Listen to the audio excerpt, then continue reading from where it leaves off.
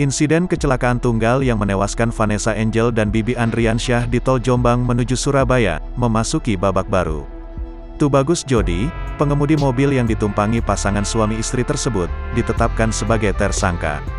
Kepala Kejari Jombang, Imran menuturkan, setelah menerima SPDP kasus kecelakaan tersebut kejaksaan pun akan melakukan penelitian berkas.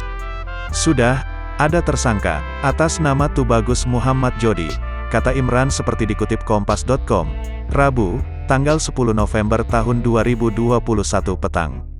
Terkait hal itu, Kejaksaan Negeri Kejari Jombang menyatakan telah menunjuk 3 orang jaksa yang dipimpin Kasih Pidana Kejari Jombang.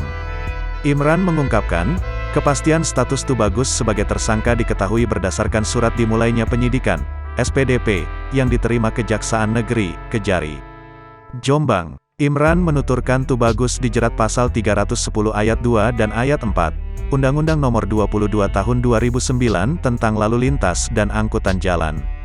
Perkara, Undang-Undang Lalu Lintas, pasal 310 ayat 2 dan ayat 4. Untuk sementara itu, ujar Imran, pasal 310 ayat 4 berbunyi, dalam hal kecelakaan sebagaimana dimaksud pada ayat 3, yang mengakibatkan orang lain meninggal dunia, dipidana dengan pidana penjara paling lama 6 tahun dan, atau denda paling banyak 12 juta rupiah.